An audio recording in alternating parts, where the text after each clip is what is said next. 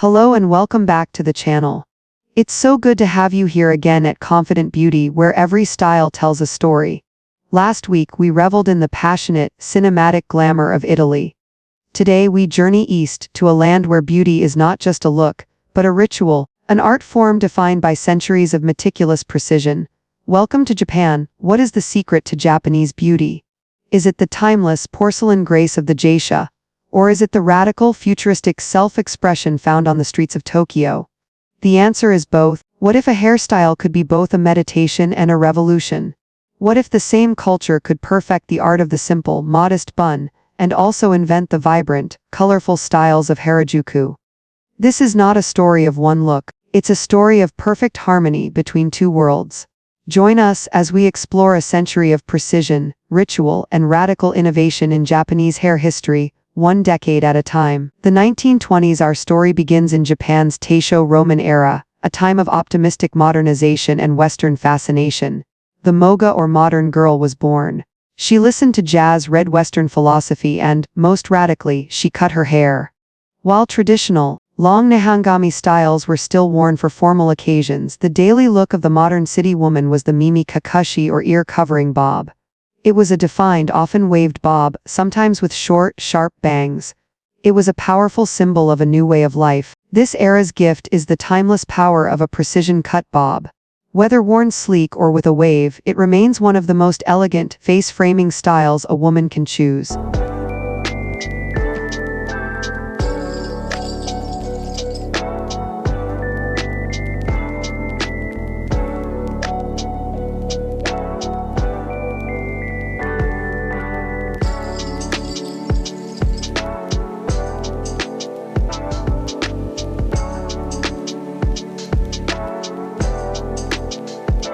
The 1930s and 1940s. As nationalism rose and Japan entered wartime, the frivolous Moga styles were suppressed.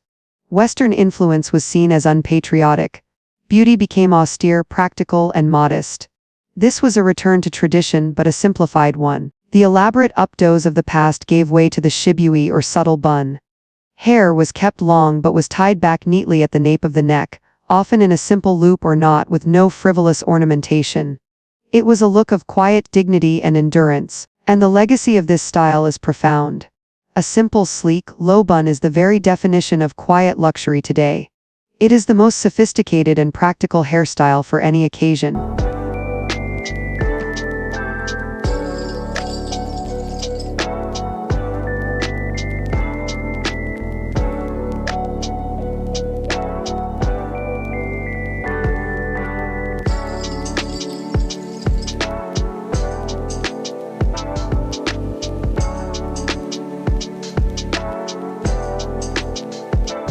The 1950s. During the post-war occupation, American culture swept through Japan.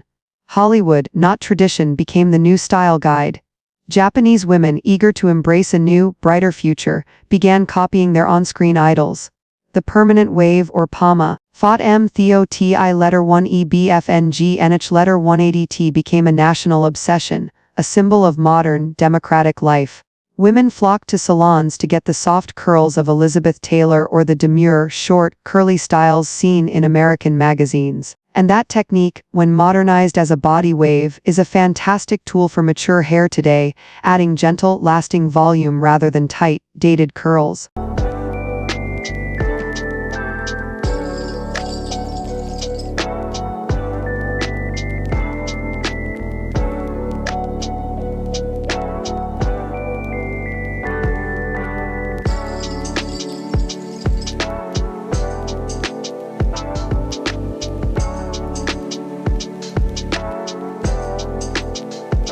The 1960s. The 1960s was Japan's economic miracle. The 1964 Tokyo Olympics announced its return to the world stage. With this new confidence came a love for sharp, modern, Western design. The mod look was huge. The most defining style of the decade was the short, geometric cut popularized by Twiggy. Japanese stylists, already masters of precision, created immaculate, razor-sharp bobs and pixie cuts. The beehive also had its moment, but in Japan it was always neater, more perfectly sculpted. This era's gift is the power of a bold, geometric cut. A sharp, well-defined pixie or bob isn't just a hairstyle, it's a powerful statement of confidence.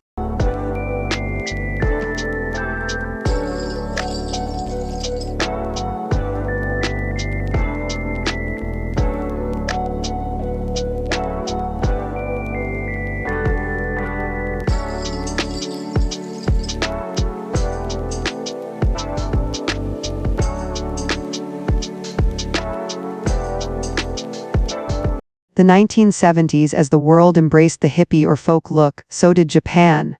This was the era of the Anon tribe, young women who devoured the new fashion magazines AN, Japan symbol AN and non-no. These magazines championed a softer, more natural, and intellectual look. The dominant style was long, straight, center-parted hair, often worn with jeans and a simple t-shirt. It was a rejection of the sculpted 60s and an embrace of natural beauty. The lesson from this era is timeless, healthy, simple, well-maintained long hair is a beautiful style in itself, one that radiates youthful, effortless grace.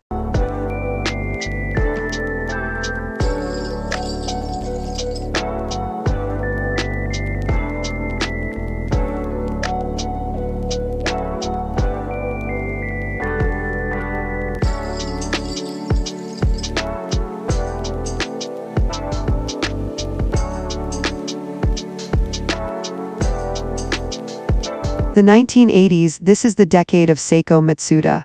Her debut in 1980 with her signature Seiko-chan Cut changed everything. It was a soft, feathery, layered shag, worn with a distinct side part and a wind-blown flip. Almost every young woman in Japan copied this style. It was the absolute mainstream ideal. In contrast, the high-fashion world saw the rise of avant-garde, all-black designs from Yohji Yamamoto and Rei Kawakubo. The hair to match was often asymmetrical, architectural, and dyed jet black. The 80s in Japan was this perfect duality: the soft, feminine idol look for the mainstream and the radical, artistic cut for the fashion elite.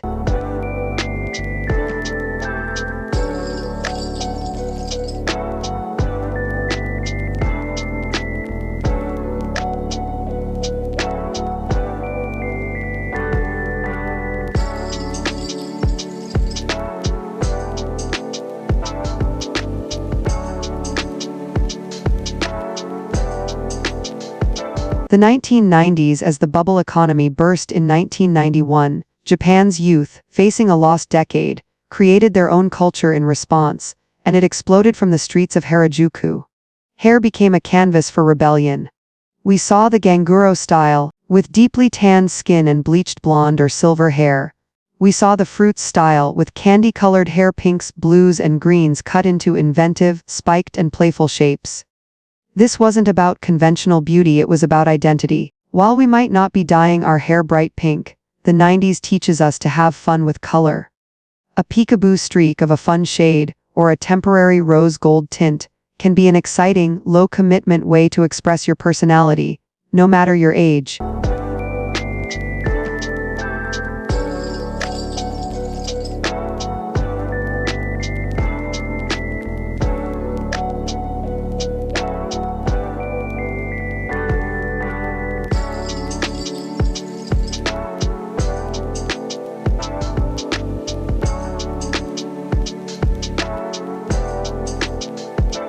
The 2000s saw the street styles of the 90s become more mainstream.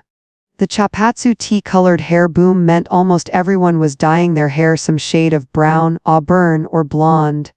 The most dominant haircut, popularized by superstars like Ayumi Hamasaki and Mika Nekashima, was a heavily layered and thinned-out wolf cut or modern shag.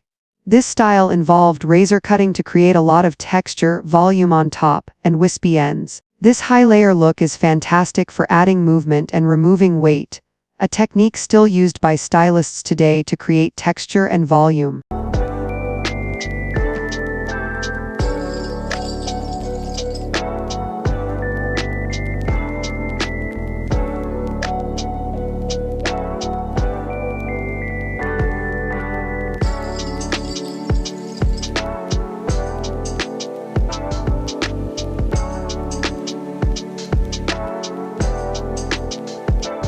The 2010s and 2020s, the last 15 years, have been about global integration.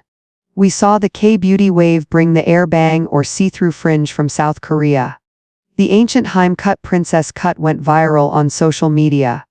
But most importantly, the gerehi or elegant silver movement took hold, with Japanese women embracing their gray hair, but with a difference: it is celebrated with immaculate, sharp haircuts and deep conditioning treatments to make the silver shine.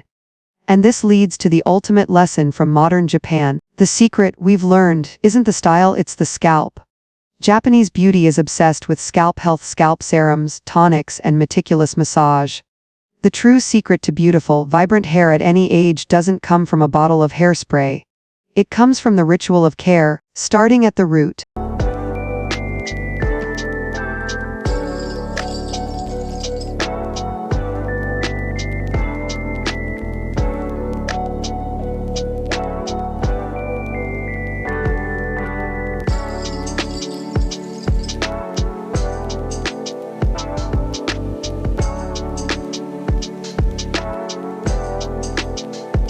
"100 years.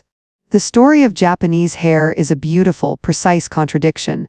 It's a dance between ancient tradition and futuristic innovation, between the quiet ritual of a simple bun and the loud joy of a colorful street style. Japan teaches us that hair isn't just about looking beautiful, it's an art form, a ritual of care, and a powerful form of identity.